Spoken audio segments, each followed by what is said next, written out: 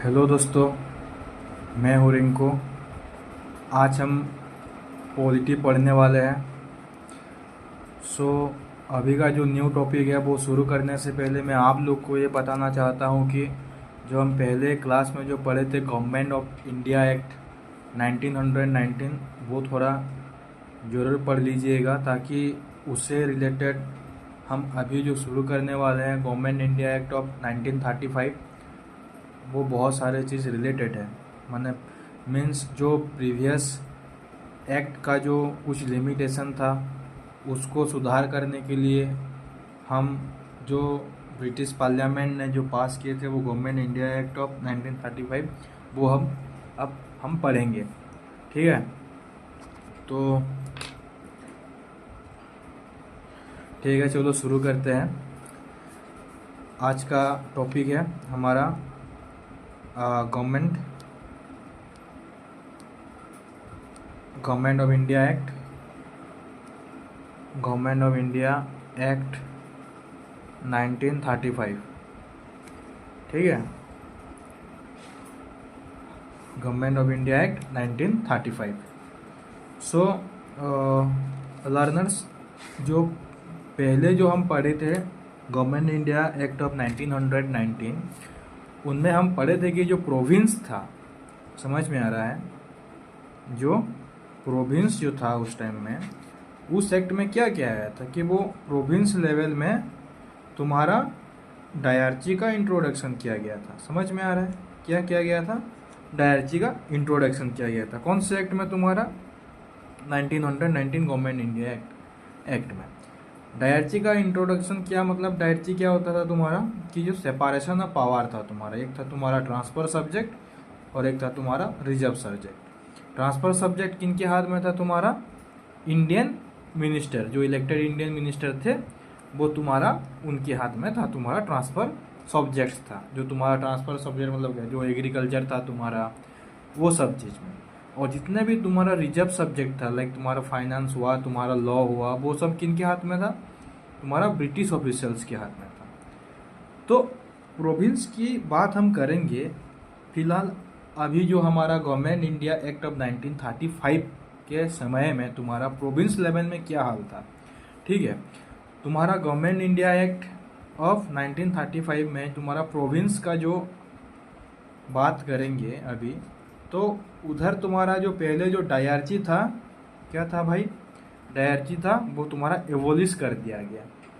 Abolish कर दिया गया मतलब क्या? तुम्हारा जो तुम्हारा ट्रांसफर सब्जेक्ट प्लस जो रिजर्व सब्जेक्ट था वो भी तुम्हारा कैंसिल कर दिया गया। तो ठीक है भाई, तुम तो प्रोविंस लेवल में वो कर दिए कि डायरची का एबोलिशन कर दिए, तो उसके बदले में तो कुछ डेवलपमेंट करोगे ना वो रखने के लिए गवर्नमेंट प्रोविंस लेवल में। तो वो क्या इंट्रोड्यूस किए? एबोलिशन ऑफ प्रोविंस कर दे के तुम्हारा क्या इंट्रोडक्शन किए थे? वो तुम्हारा प्रोविंशियल ऑटोनॉमी इंट्रोडक्शन किए थे। क्या? Provincial autonomy. प्रोविंशियल ऑटोनॉमी का मतलब क्या होता है भाई? एक तो तुम्हारा प्रोविंस है और दूसरा वर्ड है तुम्हारा ऑटोनॉमी। प्रोविंस का मतलब तो तुमको समझ में आ रहा है कि वो प्रोविंस लेवल क्या होता है तुम्हारा, बहुत बार बोल चुका हूँ मैं। और ऑटोनॉमी का मतलब क्या होता है तुम्हारा कि तुम्हारा प्रोविंस लेवल जितना भी थे 1935 में, वो अपना अपना वो क्या लेजिस्लेचर बना सकते थे। समझ में आ रहा है? समझ में आ रहा है कि नहीं? समझ में आ रहा है इतना? तो लेजिस्लेचर बना सकते थे मतलब वो तुम्हारा लेजिस्लेटिव असेंबली हुआ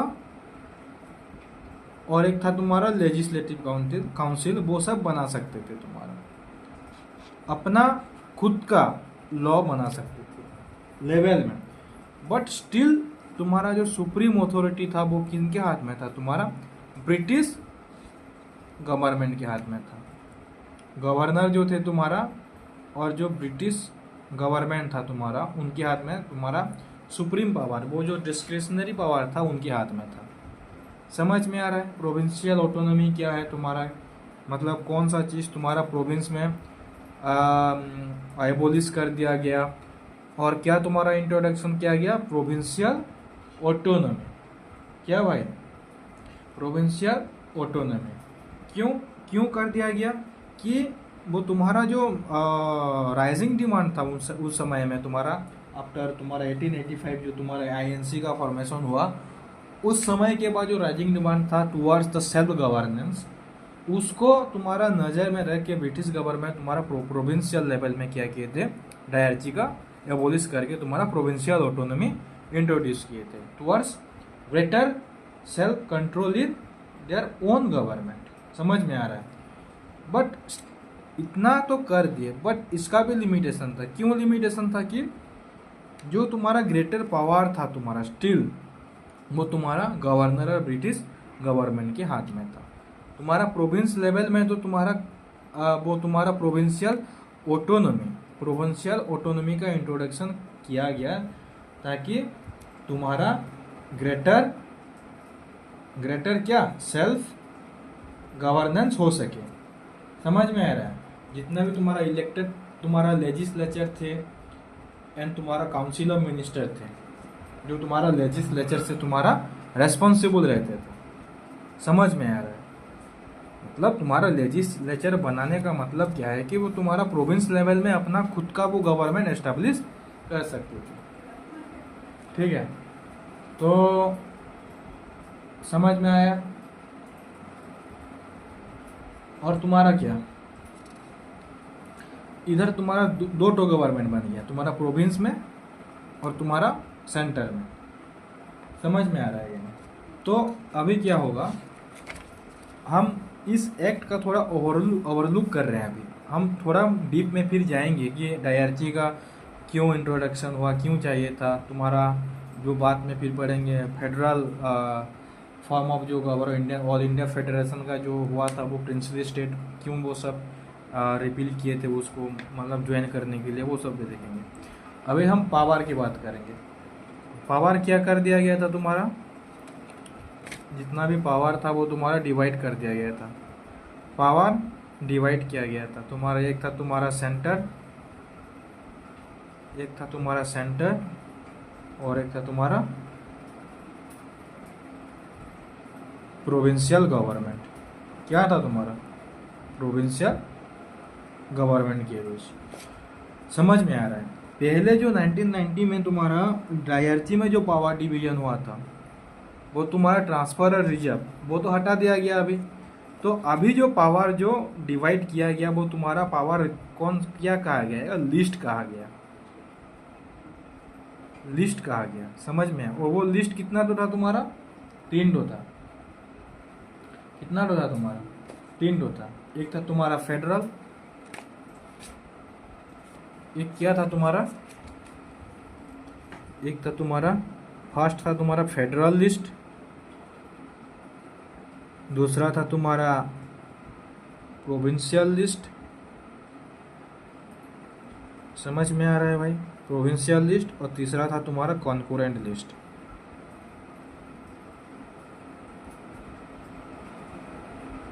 समझ में आ रहा है? ये जो तुम्हारा लिस्ट था, ये तुम्हारा इंडिया का इंडिपेंडेंस तक वो ऐसे ही चला। तुम्हारा 1947 जब इंडिया इंडिपेंडेंस हुआ था, उस समय तक तुम्हारा चला ये वाला लिस्ट वाला सिस्टम जो था तुम्हारा। समझ में आ रहा है? समझ में आ रहा है कि नहीं? और क्या हुआ था तुम्हारा प्रोविंशियल लेवल में? अभी हम प्रोविंशियल लेवल की बात करेंगे। प्रोविंशियल लेवल में तुम्हारा बाई कैमरल लेजिस्लेचर का भी प्रपोज किया गया तुम्हारा, मतलब कुछ प्रोविंस तुम्हारा बाई कैमरल लेजिस्लेचर बनाए थे। क्या हुआ भाई? प्रपोज हुआ था by cameral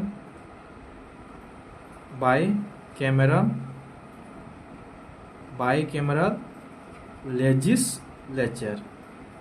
by cameral legislature का मतलब क्या होता है भाई? तुम्हारा लेजिस्लेचर जो है तुम्हारा मतलब 2 टाइप्स था तुम्हारा। एक था तुम्हारा क्या? Legislative assembly.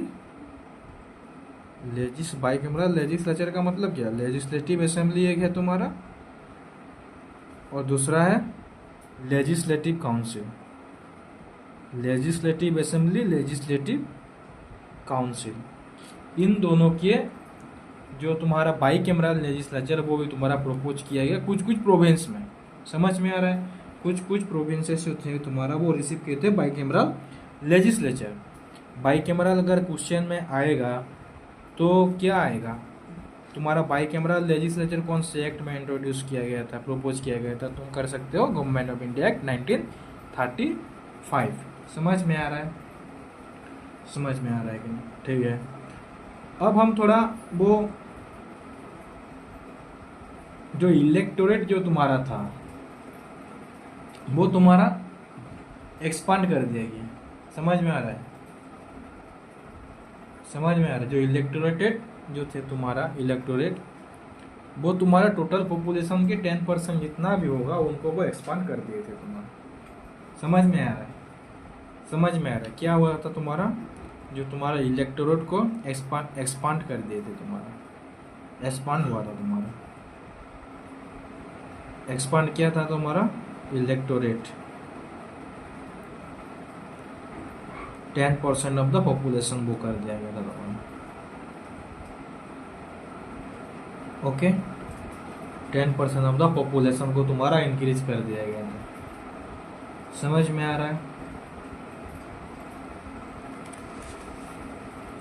और दूसरी बात, तुम्हारा फेडरल कोर्ट का तुम्हारा एस्टैब्लिशमेंट हुआ था। क्या, फेडरल कोर्ट, फेडरल कोर्ट का एस्टैब्लिशमेंट हुआ था। समझ में आया।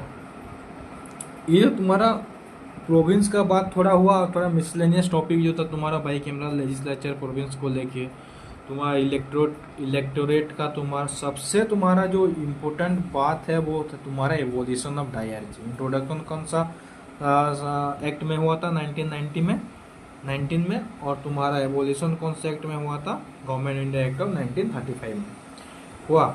और एक्सपांड वो एबोलिश कर दिया जो गया था डायरेक्सी, उसकी जगह में क्या प्रोविंशियल ऑटोनॉमी को रखा गया। समझ में आ रहा है, समझ में आ रहा है कि नहीं। तुम्हारा एक था सेंटर, ये था तुम्हारा सेंटर, ये था तुम्हारा प्रोविंस। अगर हम डायरेक्सी का बात करेंगे तो तुम्हारा प्रोविंस में कैंसिल कर दिया गया था, उधर डायरेक्सी सेंटर में इंट्रोड्यूस कर दिया गया था। और तुम्हारा प्रोविंस का बात करेंगे, अगर ये डायरेक्सी कैंसिल हुआ, एबोलिश कर दिया गया, तो प्रोविंस में प्रोविंशियल ऑटोनॉमी रखा गया। समझ में आ रहा है, प्रोविंशियल ऑटोनॉमी। प्रोविंशियल ऑटोनॉमी का मतलब ये है कि तुम्हारा लेजिस्लेचर वो अपना बना सकते थे, तुम्हारा लेजिस्लेटिव काउंसिल हुआ, लेजिस्लेटिव असेंबली हुआ, वो बना सकते थे। समझ में आ रहा है। बट स्टिल उनको जो गवर्नमेंट प्रोवाइड कर दिया गया वो भी थोड़ा लिमिटेड था, जो भी उसका लिमिटेशन भी हम पढ़ेंगे दूसरी टॉपिक में। अभी और एक नया बहुत बड़ी इंपॉर्टेंट बात है, वो है तुम्हारा ऑल इंडिया फेडरेशन।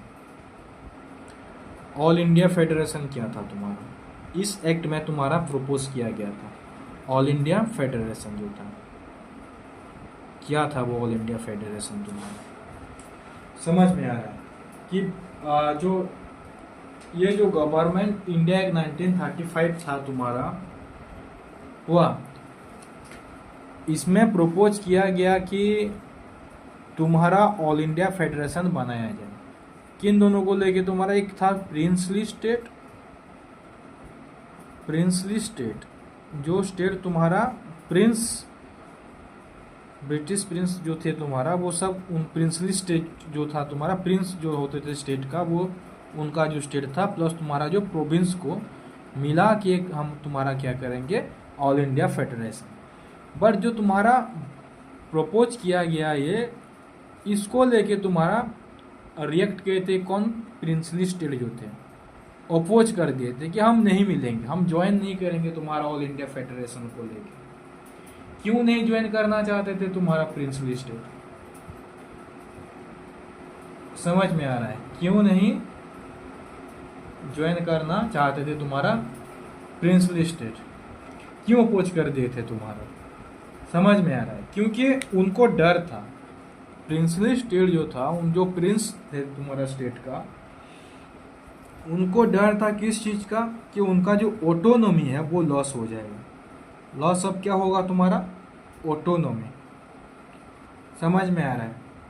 और इस एक्ट कुछ ऐसा राइट्स भी नहीं दिया था कि हम तुम्हारा प्रोटेक्शन तुम्हारा राइट को लेके करेंगे, वो भी तुम्हारा प्रपोज नहीं किया गया था। समझ में आ रहा है। और ब्रिटिश का जो इंटेंशन था ब्रिटिश गवर्नमेंट का, वो भी उनका ट्रस्ट नहीं था उनको। समझ में आ रहा है। डिस्ट्रस्ट इन ब्रिटिश इंटेंशन था, ट्रस्ट नहीं था तुम्हारा, distrust of British intention.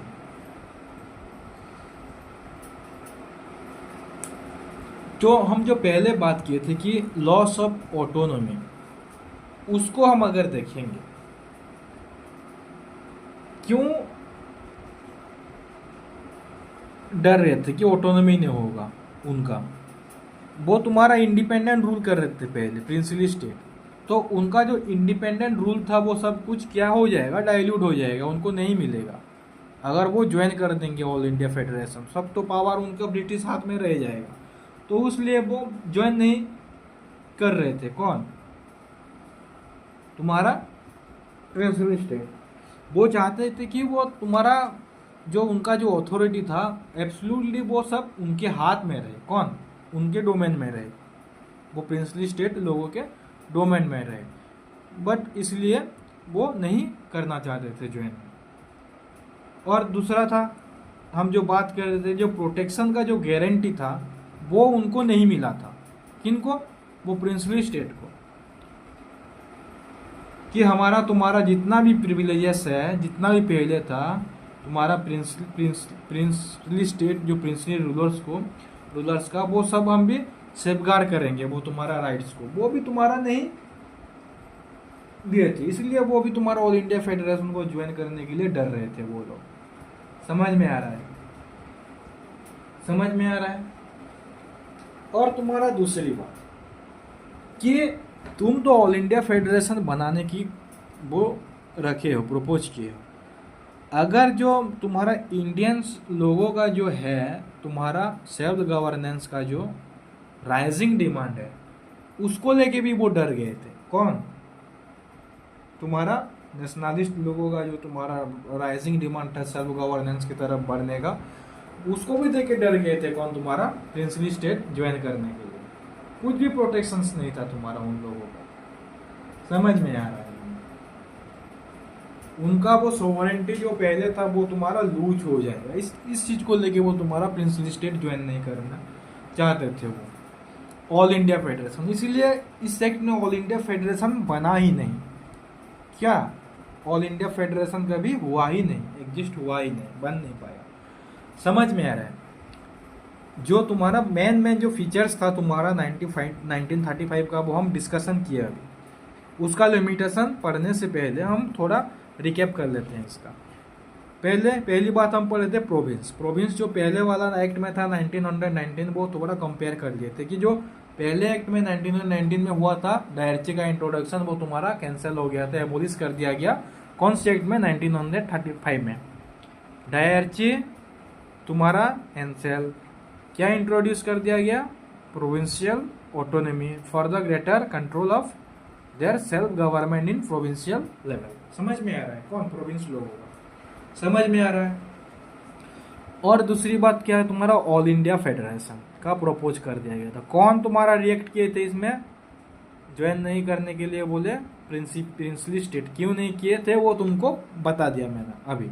Loss of autonomy हो जाएगा उनका। वो ब्रिटिश का जो इंटेंशन था वो उनको थोड़ा ट्रस्ट नहीं था उनको। कुछ भी तुम्हारा सेफगार्ड प्रोवाइड नहीं किए थे उनका ब्रिटिश प्रिंसली रूलर का। वो सब हम देख चुके हैं क्यों मना किए थे। इसलिए तुम्हारा ऑल इंडिया फेडरेशन बना ही नहीं 1935 में। समझ में आया। और फिर तुम्हारा क्या, प्रोविंस लेवल में तुम्हारा बाई कैमरल का वो तुम्हारा इंट्रोडक्शन हुआ था, लेजिस्लेचर, बाई कैमरल लेजिस्लेचर जो था तुम्हारा क्या, प्रोविंस लेवल में। बाई कैमरल लेजिस्लेचर क्या होता है? तुम्हारा लेजिस्लेटिव असेंबली और लेजिस्लेटिव काउंसिल जो है, वो दोनों कुछ तुम्हारा प्रोविंस जो था तुम्हारा उनको मिला था। समझ? बाई कैमरल लेजिस्लेचर को वो दिया गया था तुमको। और तीसरी बात क्या है, तुम्हारा जो तुम्हारा इलेक्टोरेट जो थे वो उनको एक्सपांड कर दिया गया। कितने? 10% ऑफ द पॉपुलेशन जितना था। कितने परसेंट इंक्रीज कर दिए थे भाई? अगर क्वेश्चन में आएगा, कभी कभी आएगा 10% ऑफ द पॉपुलेशन। कितने परसेंट? 10% of the population. कितना परसेंट भाई एक्सपांड किया गया था इलेक्टोरेट को? तुम्हारा 10% था पॉपुलेशन। और एस्टेब्लिशमेंट ऑफ फेडरल कोर्ट भी हुआ था तुम्हारा, फेडरल कोर्ट का तुम्हारा एस्टेब्लिशमेंट हुआ था। इतना तो समझ में आया, इतना तक तो तुमको समझ में आया 1935 एक्ट में मेन फीचर्स क्या था। अभी जो तुम्हारा लिमिटेशन आएगा कि कौन सी चीज़ को लिमिटेशन आएगा भाई, लिमिटेशन तो आएगा वो भी तुम्हारा प्रोविंस को लेके। प्रोविंशियल लेवल में तुम्हारा सेल्फ गवर्नेंस के लिए तो प्रोविंशियल ऑटोनॉमी रखा गया, ठीक है भाई, तुम तो हमको दे दिए, लेकिन उसका लिमिटेशन फिर क्यों आया, क्यों चेंज कर दिया गया इतना।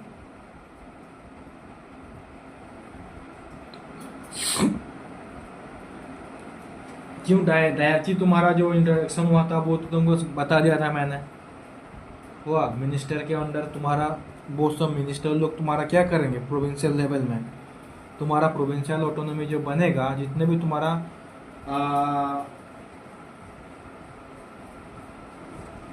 पोर्टफोलियोज थे तुम्हारा पहले जो डिवाइड कर दिए गए थे, क्या गया था कि नहीं तुम्हारा पोर्टफोलियोज, जितना पोर्टफोलियो सिस्टम इंट्रोड्यूस किया गया था पहले, समझ बता दिया था, पढ़ा चुका हूँ मैंने। तो पोर्टफोलियोज जो तुम्हारे थे वो तुम्हारा डिवाइड किया गया था तुम्हारा मिनिस्टर और तुम्हारा ब्रिटिश ऑफिसर्स के बीच। वो सब भी तुम्हारा अभी किनके अंडर में रखा गया, जो तुम्हारा प्रोविंशियल लेजिस्लेचर के जो मिनिस्टर थे उनके ऊपर रखा गया। क्या वो जो तुम्हारा क्या थे पोर्टफोलियोज जो थे तुम्हारा पहले डिवाइड हुआ था किनके बीच, तुम्हारा इलेक्टेड मिनिस्टर प्लस तुम्हारा अपॉइंटेड ऑफिशियल जितना थे उनके बीच डिवाइडेड हुआ था। वो डायरेक्टली जब इंट्रोड्यूस हुआ था कि रिजर्व सब्जेक्ट में कौन किन सब्जेक्ट किन के हाथ में रहेगा और तुम्हारा ट्रांसफर सब्जेक्ट किन के हाथ में रहेगा, वो डिवाइड हुआ था। अभी वो तुम्हारा कैंसिल कर दिया गया कि जितने भी पोर्टफोलियोज थे तुम्हारा मतलब किन के हाथ में रहेगा आगे, जो तुम्हारा इलेक्टेड मिनिस्टर जितने भी है अभी लेजिस्लेचर में उनके हाथ में रहेगा। समझ में आ रहा है, लेजिस्लेचर का जो प्रोविंशियल लेजिस्लेचर में है जितने भी मिनिस्टर है उनका वो जितने भी इलेक्टेड मेंबर है वो अभी जो भी इलेक्टेड मिनिस्टर तुम्हारा रेस्पॉन्सिबल है लेजिस्लेचर में उनके हाथ में तुम्हारा सब कुछ पोर्टफोलियोस रहेगा हुआ। और तुम्हारा प्रोविंशियल ऑटोनॉमी की अगर बात करेंगे, प्रोविंशियल ऑटोनॉमी का मतलब क्या हुआ कि जितना भी तुम्हारा एडमिनिस्ट्रेटिव यूनिट है वो सब तुम्हारा प्रोविंस अपने हाथ में रखेंगे। उनका जितना भी तुम्हारा प्रोविंशियल ऑटोनॉमी का जितना भी स्पीयर्स था तुम्हारा, जितना दूर तक वो तुम्हारा प्रोविंशियल ऑटोनॉमी फैला हुआ था उतने अंदर वो तुम्हारा क्या करेंगे, एडमिनिस्ट्रेशन करेंगे। उनको सेल्फ रूल करने के लिए मिलेगा, ग्रांट मिला उनको ब्रिटिश गवर्नमेंट से, बट सम एक्सपेक्ट था जितना भी पावर थे तुम्हारा रेसिडुअल्स पावर वो तुम्हारा स्टिल ब्रिटिशर्स के हाथ में थे। वो इसीलिए तुम्हारा लिमिटेशन था कि उनको अभी भी इनसफिशियंट फील हुआ कि चलो भाई उनका डिमांड अभी भी फुल्ली नॉट सेटिस्फाइड, उनको ऐसा महसूस हुआ। समझ में आ रहा है,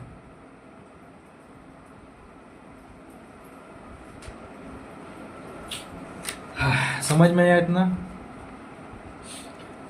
तो लिमिटेशन तुम्हारा समझ में आएगा कि फुल फ्लेज रेस्पॉन्सिबल तुम्हारा गवर्नमेंट नहीं बन पाया।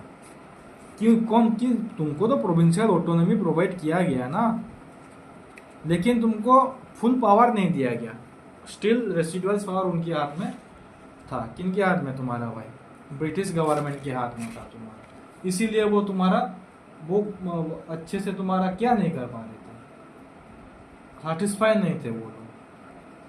समझ में आ रहा है कि नहीं। तो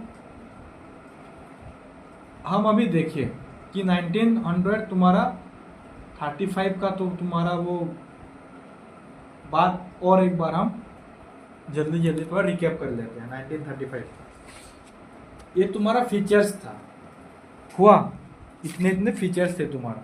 अब हम थोड़ा जल्दी जल्दी में थोड़ा रिकअप कर लेते हैं क्या था क्या नहीं। उस टाइम में गवर्नर तुम्हारा, सॉरी गवर्नर जनरल तो बतला गया था, वाइसरॉय कौन थे तुम्हारा, वाइसरॉय कौन थे तुम्हारा भाई, वाइसरॉय लॉर्ड विलिंगडन थे। कौन, लॉर्ड विलिंगडन। कौन, वाइसरॉय कौन थे 1935, लॉर्ड विलिंगडन।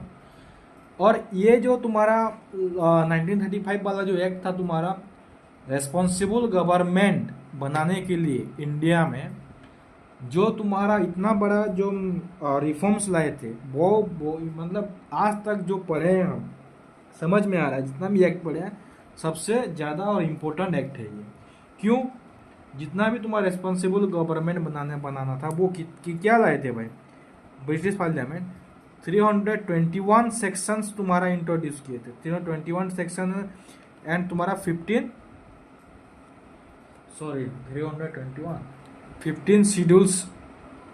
शेड्यूल्स तुम्हारा इंट्रोड्यूस किए थे, 15 शेड्यूल्स तुम्हारा इंट्रोड्यूस हुआ था इसमें। समझ में आ रहा है कि नहीं, इसीलिए इसको क्या कहा जाता है, मेजर स्टेप्स कहा जाता है तुम्हारा ब्रिटिश गवर्नमेंट का। समझ में आया इतना, समझ में आया। तो फिर हम देखेंगे अभी कि उसका जो जल्दी जल्दी से डिस्कशन कर लेते हैं। वो all India federation princely state और तुम्हारा प्रोविंस को लेके बनाने की बात किए थे, वो क्यों फेल हो गया कि प्रिंसली स्टेट तुम्हारा ज्वाइन करने के लिए मना कर दिए थे, इसीलिए पार्टिसिपेशन नहीं किए वो, इसलिए ऑल इंडिया फेडरेशन तुम्हारा फेल हो गया। फिर दूसरी बात यह कि तुम्हारा जो डायरची की बात करेंगे, डायरची का बात करेंगे तो तुम्हारा वो प्रोविंशियल लेवल में डायरची का एबोलिश कर दिया गया और प्रोविंशियल ऑटोनॉमी रखा गया। समझ में आ रहा है, जो पावर्स जो डिवाइड कर दिए थे, मैं वो बताया नहीं ना तुमको कि पावर कितने कितने थे वो तुम्हारा, ठीक है। जो लिस्ट जो थे तुम्हारा पावर डिवीजन जो सेंटर और प्रोविंशियल गवर्नमेंट में हुआ था लिस्ट, पहली जो था तुम्हारा फेडरल जो लिस्ट था तुम्हारा, कितना आइटम्स था इसमें, 59 आइटम्स था। कितना था, 59 आइटम। और सेकंड में तुम्हारा जो प्रोविंशियल लिस्ट है तुम्हारा, उसमें कितना आइटम था तुम्हारा, 54 आइटम्स, 54 आइटम्स। अब फिर बात करते हैं कंकरेंट। अगर हम कंकरेंट लिस्ट की बात करेंगे तो अब कितना है तुम्हारा, 36 आइटम्स थे तुम्हारे, 59 से 54, 54 से 36 आइटम्स थे तुम्हारा। और जितना भी तुम्हारा रेसिडुअल्स पावर थे, और रेसिडुअल्स पावर थे वाइसरॉय के पास थे।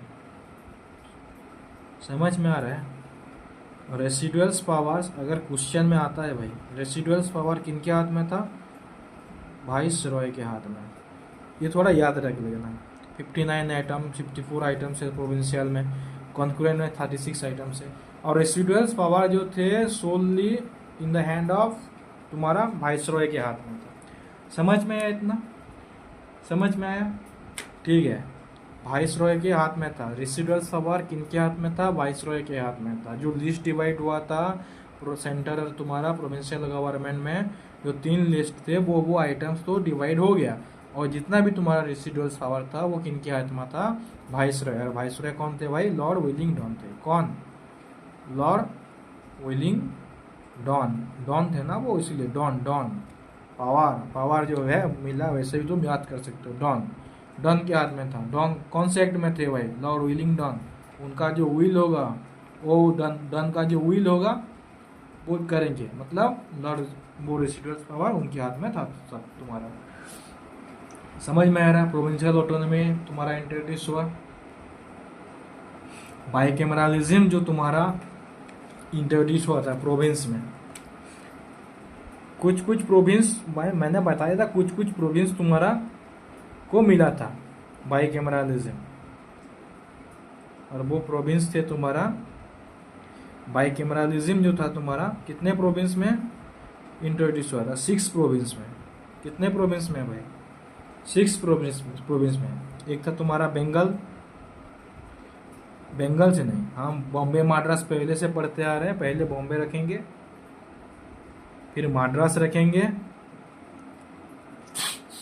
समझ में आया?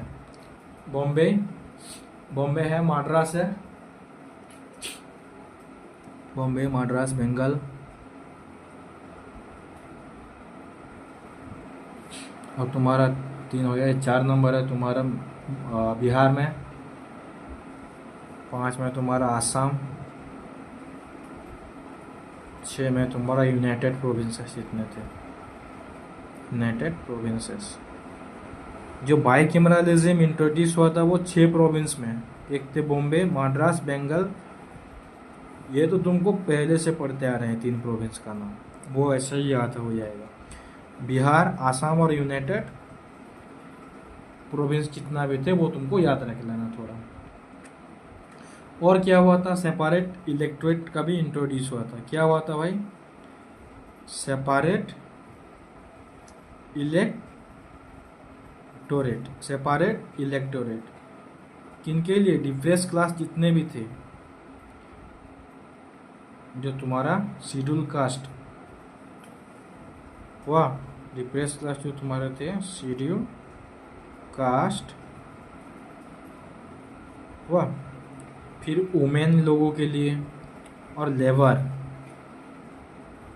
ये बात तुमको याद रखना भाई, क्वेश्चन में ये लेबर फेवर दे देगा तो कंफ्यूज मत होना। लेबर भी थे तुम्हारा, लेबर लोगों के लिए भी सेपरेट इलेक्टोरेट तुम्हारा बनाया गया था।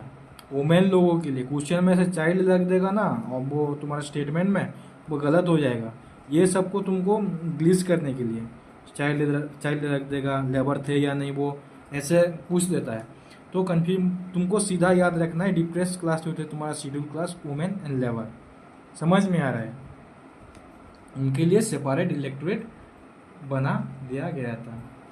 और रिजर्व आरबीआई का भी एस्टैब्लिशमेंट हुआ था 1935 में। आरबीआई समझ में आ रहा है कि नहीं? रिजर्व बैंक ऑफ इंडिया, वो भी तुम्हारा एस्टैब्लिशमेंट हुआ था। समझ में आ रहा है? इतना समझ में आया भाई? ठीक है, ठीक है। तो 1935 और 1919 को जो 1919 पढ़े हो तो उसमें जो फीचर्स थे और 1935 में जो फीचर्स अभी हम पढ़े उसमें तुमको फ़र्क दिखेगा। प्रोविंस को लेके फ़र्क दिखेगा भाई, वह जो फेडरेशन को लेके फ़र्क दिखेगा। पहले तो कुछ फेडरेशन नहीं था, पहले जितने भी प्रोविंस थे वो सेंटर की तरफ से थे, मतलब सेंट्रल उनका हेड था वो। अभी जो प्रोविंस, अभी जो फेडरेशन जो बनाएंगे वो तो फेडरेशन बनाए थे, प्रपोज किए थे, मतलब फेडरेशन बनाने। अभी हम थोड़ा कंपैरिजन करेंगे, कंपैरिजन वाला स्टोरी थोड़ा देखेंगे, कंपैरिजन करेंगे दोनों एक्ट का। एक है तुम्हारा 1919 वाला और 1935 वाला। समझ में आ रहा है? पहले तो पहली बात हमारा पढ़ते आ रहा है डायरची के बारे में। डायरची का जो फीचर्स था वो कैसा था 1919 में? वो प्रोविंशियल लेवल में इंट्रोड्यूस किया गया था। और डायरची का ड्वेल गवर्नमेंट, जो तुम्हारा डिवीजन ऑफ पावर जो था तुम्हारा, ट्रांसफर ऑफ रिजर्व, वो सब रखा गया था 1919 में। और इसमें क्या एबोलिश कर दिया गया। और क्या इंट्रोड्यूस हुआ? प्रोविंस में तुम्हारा क्या एबोलिश, और सेंटर में क्या हुआ तुम्हारा इंट्रोड्यूस कर दिया गया। मीन्स डायरची तुम्हारा जो ड्वेल गवर्नमेंट था वो जो पहले प्रोविंस लेवल में था 1919 में, वो 1935 में कैंसिल करके प्रोविंस में सेंटर में तुम्हारा इंट्रोड्यूस कर दिया गया। समझ में आ रहा है? एक डायग्राम बना लेता हूँ इधर, ये तुम्हारा सेंटर, ये प्रोविंस, इसमें कैंसिल करके सेंटर में तुम्हारा वो डायरची वाला कंसेप्ट इंट्रोड्यूस कर दिया गया। समझ में आया? और तुम्हारा जो प्रोविंशियल अगर गवर्नेंस देखेंगे तो सोल अथॉरिटी किनका हाथ में था तुम्हारा? सेंटर में, सेंट्रल कंट्रोल था तुम्हारा। ये किन के, कौन के कंट्रोल में था? सेंट्रल कंट्रोल में था ये सब। और इधर जो अगर प्रोविंशियल गवर्नमेंट अभी बनाया गया, प्रोविंशियल ऑटोनॉमी जो बनाया गया, वो मिनिस्टर्स के हाथ में था तुम्हारा। हुआ, समझ में आ रहा है, प्रोविंशियल ऑटोनॉमी बनाया गया और responsible with what your ministers, जितने भी लेजिस्लेचर का जो मिनिस्टर थे, जो प्रोविंशियल ऑटोनॉमी रखा गया वो तुम्हारा मिनिस्टर के हाथ में रखा गया, बट स्टिल द सुप्रीम जो पावर था तुम्हारा ब्रिटिश लोग के हाथ में था, बस इतना याद रखना। और जो फेडरेशन की बात अगर करेंगे, जो नया नया टॉपिक पढ़ते आ रहे हैं, तो पहले कुछ फेडरेशन था नहीं भाई, कुछ फेडरेशन नहीं था, सिर्फ प्रोविंस ही था। फेडरेशन बनाने का मतलब क्या है, मतलब दो तीन ऐसे लेके तुमको एक यूनाइट करके बनाना, तो पहले प्रोविंस ही था। अभी जो तुम्हारा बात हुआ, तुम्हारा क्या ऑल इंडिया फेडरेशन बनाएंगे बोल के 1935 में ऑल इंडिया फेडरेशन हुआ क्या, प्रपोज तो किए, हुआ क्या, नहीं हुआ। क्यों नहीं हुआ, किन लोग की वजह से नहीं हुआ, जो प्रिंसली स्टेट अपोज किए थे। क्यों भाई, उनको लॉस ऑफ उनका ऑटोनॉमी हो जाएगा, डर था। ब्रिटिश लोग का इंटेंशन कुछ ठीक नहीं लग रहा था, वो सेफगार्ड प्रोवाइड नहीं किए थे, जो उनका जो राइट्स था ब्रिटिश लोग का, इसलिए वो नहीं कर पाए थे, ज्वाइन नहीं किए वो। समझ में आया। अभी हम बात करेंगे पावर्स की, 1 2 3 4 नंबर हम बात करेंगे हम पावर की। पावर की अगर बात करेंगे, पहले जो पावर था, जो सेंट्रल और प्रोविंशियल सब्जेक्ट में तुम्हारा डिवाइड किया गया था 1990 में, एक था तुम्हारा सेंट्रल और दूसरा था तुम्हारा प्रोविंशियल। समझ में आया।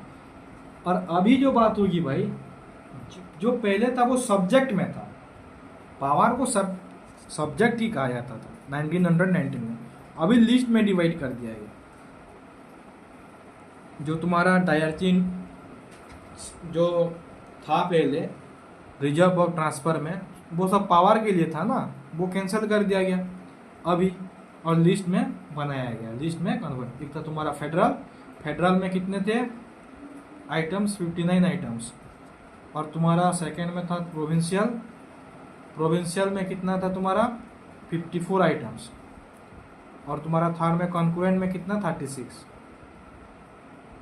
वह 36 आइटम्स। और जितने भी तुम्हारा रेसिडुअल पावर थे, रेसिडुअल पावर मतलब तुम्हारा व्हीलिंग डॉन, वो तुम्हारा वाइसरॉय के हाथ में थे। वो कौन थे, वाइसरॉय लॉर्ड व्हीलिंगडन, उनके हाथ में था। समझ में आ रहा है, व्हीलिंगडन उनके हाथ में था तुम्हारा, वो डॉन थे ना, इसीलिए हम बाकी सब पावर हमको दिया जाए ऐसे बोले, ऐसे याद रख लेना, लॉर्ड व्हीलिंगडन के हाथ में था। समझ में आया।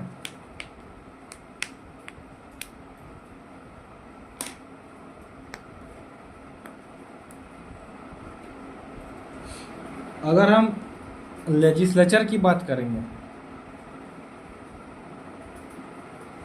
लेजिस्लेचर की बात हम करेंगे 1919 में, सेम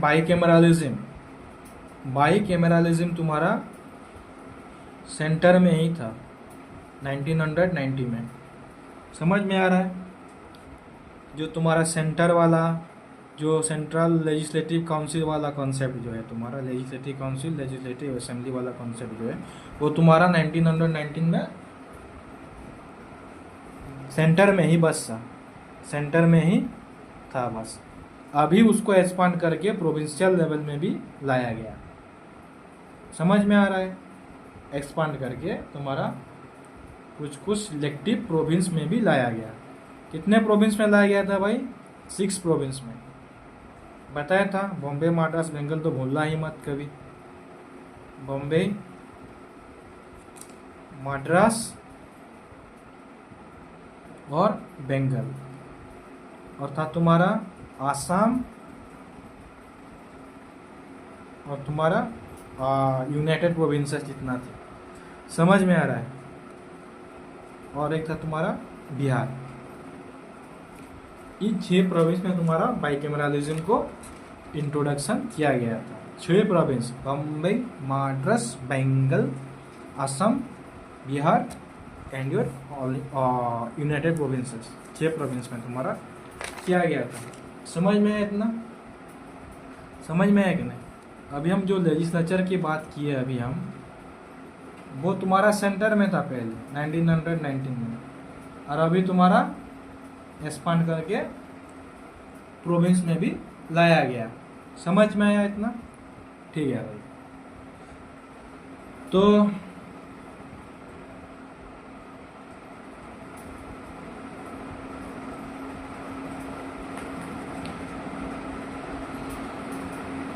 इतना समझ में तुमको आया?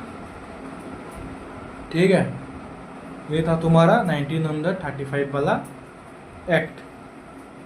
थोड़ा वाइसरॉय को याद रखना, कौन से एक्ट में कौन वाइसरॉय थे तुम्हारा। ठीक है,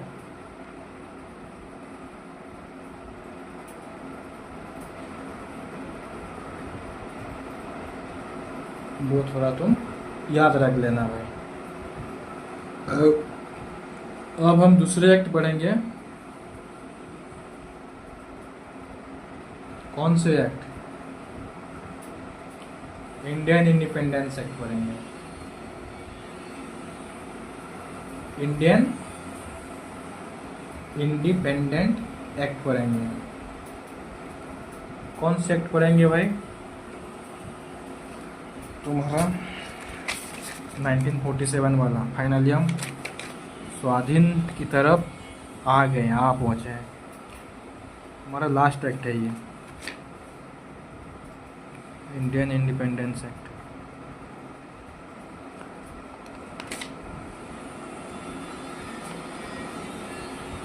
इंडियन इंडिपेंडेंट एक्ट 1947।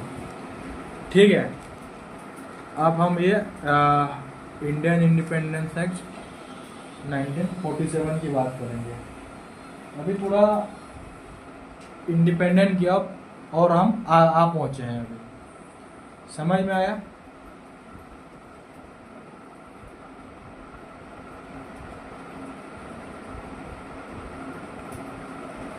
ठीक है, तो अगर हम बात करेंगे इंडियन इंडिपेंडेंस एक्ट ऑफ 1947 की बात, तो ये भी तुम्हारा लेजिस्लेटिव रिफॉर्म्स लाना, सुधार करना, पिछले वाले एक्ट को क्या क्या डिमांड था वो सब, जितना भी डिमांड है उसका जो लिमिटेशन को फिर सुधार करना, वो भी था तुम्हारा। तो पार्लियामेंट के तरफ से पास किया गया लास्ट एक्ट था तुम्हारा। समझ में आ रहा है कि ब्रिटिश इंडिया को तुम्हारा दो ठो इंडिपेंडेंट डोमिनियन में तुम्हारा डिवाइड करने के लिए। एक था तुम्हारा इंडिया और एक था तुम्हारा पाकिस्तान। आफ्टर इंडिपेंडेंस एक्ट में क्या किया गया तुम्हारा? ब्रिटिश इंडिया था पहले, अभी तक 1947 तक ब्रिटिश इंडिया को डिवाइड कर दिया गया। एक था तुम्हारा ब्रिटिश, तुम्हारा क्या, सॉरी, तुम्हारा इंडिया में दो डोमिनियन में, इंटू टू डोमिनियंस, इंडिया और पाकिस्तान। समझ में आया? तो ब्रिटिश लोग का नियरली तुम अब देखोगे, तुम 200 साल का जो तुम्हारा कॉलोनियल रूल था जो इंडियन सब कॉन्टिनेंट में, तो अभी वो एंड होने वाला है इस सेक्ट में। समझ में आ रहा है? तो अभी जो ब्रिटिश इंडिया है वो दो देशों में बंटने वाला है। बंटने के लिए भाई बाउंड्री भी चाहिए कि नहीं? इसलिए रेडक्लिफ एक आदमी थे, वो पार्लियामेंट, ब्रिटिश पार्लियामेंट, उनको बुलाया गया था। वो भी हम पढ़ेंगे। हुआ तो अगर दो देशों में बांटा जा रहा है तो उनका सेल्फ कॉन्स्टिट्यूशन बनेगा अपना अपना। समझ में आ रहा है क्या? और जितने भी तुम्हारा प्रिंसली स्टेट थे जिधर तुम्हारा ब्रिटिश लोगों का हाथ था, वो भी तुम्हारा एंड कर दिया गया। और उनको कहा गया कि तुम आइदर इंडिया ज्वाइन कर सकते हो, नहीं तो पाकिस्तान को ज्वाइन कर सकते हो, तुम्हारी मर्जी। दोनों देशों में अपने अपने मर्जी से तुम ज्वाइन कर सकते हो। समझ में आ रहा है?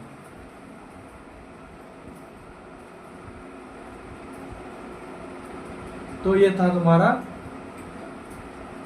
इंडियन इंडिपेंडेंस एक्ट ऑफ 1947 का जो मेन कहा गया था, ये समझ में आ रहा है? तो हम बात करेंगे अभी कि इसका जो प्रोविजंस था तुम्हारा क्या क्या था। पहले डिवीजन जो था तुम्हारा वो बात किया अभी।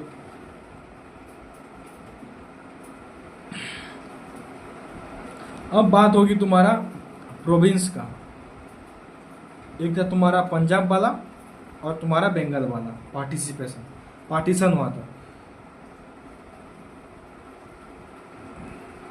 क्या पार्टीशन हुआ तुम्हारा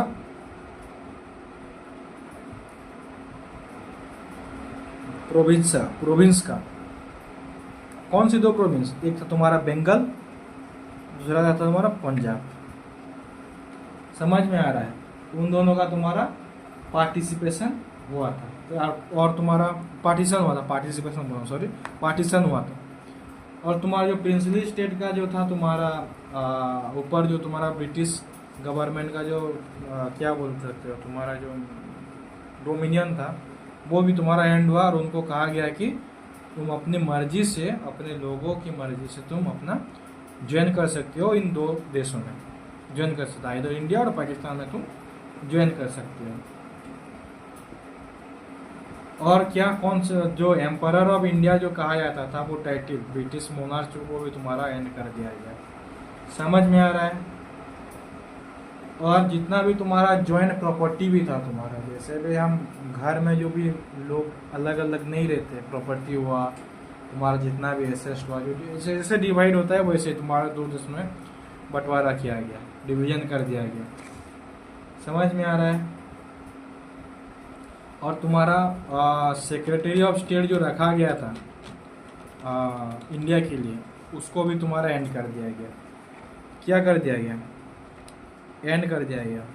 क्या?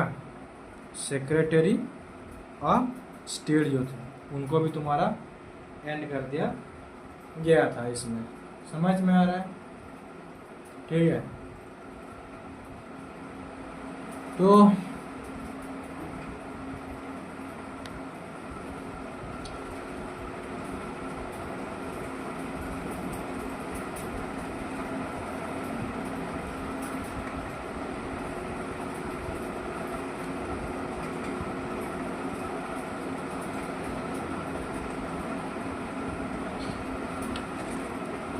इसमें जो प्रोविजंस थे वो अभी अभी अभी तक हम क्या देखें कि तुम्हारा जो सेक्रेटरी ऑफ स्टेट को क्या एंड कर दिया गया। फिर सेक्रेटरी ऑफ स्टेट नहीं रहेगा तो कौन भी नहीं रहेगा? वाइसरॉय भी नहीं रहेगा। तो वाइसरॉय नहीं रहा तो दोनों देशों में क्या रखा गया कि अब तुम्हारा गवर्नर जनरल्स रखा गया इस डोमिनियन। ये एक डोमिनियन बन गया, एक डोमिनियन बन गया। तो इधर क्या रखा गया? Governor general. इधर भी एक गवर्नर जनरल, इधर भी एक गवर्नर जनरल का रखा गया, तुम्हारा पोस्ट रखा गया।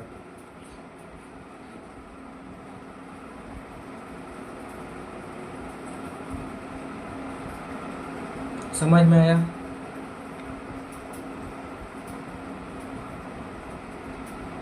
तो ये था तुम्हारा वो इंडियन इंडिपेंडेंस एक्ट।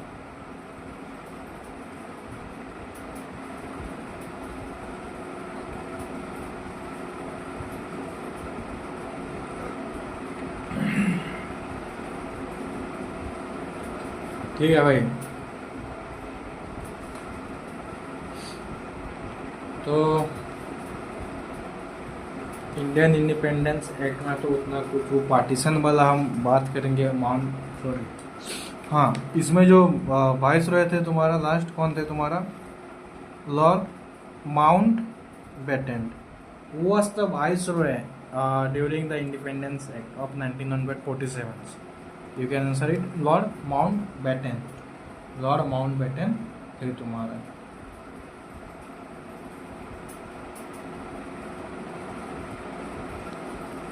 समझ में आया इतना? ठीक है भाई। आज हम क्लास यही रखते हैं। फिर ये तो तुम्हारा एक्ट वगैरह वो सब ख़त्म हुआ। फिर नया टॉपिक स्टार्ट करेंगे हम दूसरे क्लास में। तब तक आप अपना ख्याल रखना, अच्छे से पढ़ाई करते रहना, रिवीजन करते रहना है, कंपैरिजन करते रहना है, कंपैरिजन स्टडी करते रहना है कि लिमिटेशन क्या रहा, फिर क्या बदला, वो सब दिमाग में रहेगा तो तुम वो अच्छे से याद रहेगा। अपना ख्याल रखना भाई लोग, और अपने परिवार का भी ख्याल रखना। ठीक है, रखते हैं। जय हिंद भाई।